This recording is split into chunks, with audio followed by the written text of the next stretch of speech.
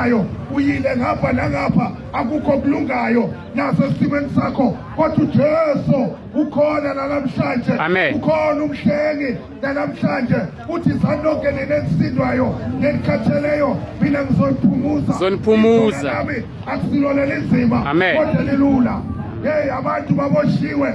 empilweni zabo abaphilile impilo okufanele bayiphile abakwazi kwenza lokho abafuna ukukwenza isimo sempilo sibacindezele abanye bacindezele inhlupheko abanye bacindezele ukugula abanye bacindezele inkinga kodwa umbuzo ukhona uyathanda ukukhululeka na uyathanda ukusinda na uyathanda ukuphila na umbuzo ekhaya na umbuzo umlaleli namhlanje uJesu ukhona silethele ufuna ukukhulula le ndoda lena ithi akunamuntu uJesu uyayibuza ukuthi uyathanda ukusizakala uthi akunamuntu.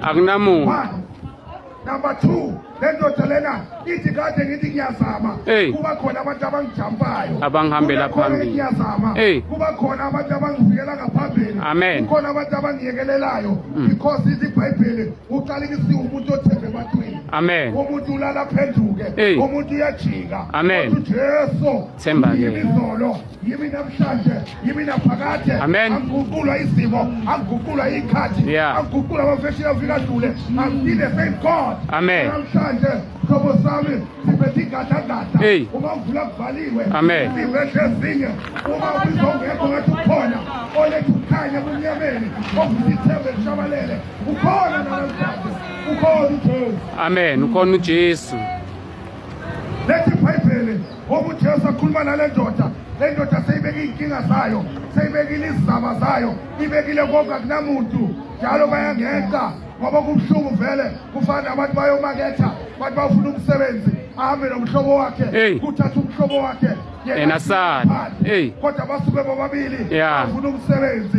kule ndoda kuyisimo esifana leso ukuthi njalo bayeyenza abantu bayayijilela abantu bayiphoqa abantu abanandaba nayo kodwa bengasazi ukuthi lo umbuzo ikhona impendulo seyifikile uyathanda umbuzo uphethe impendulo namhlanje na umbuzo uJesu uphethe impendulo ekhaya lakho uphethe impendulo empilo yakho uphethe impendulo yakho namhlanje ngathi uzamile ngathi uvala ngodaka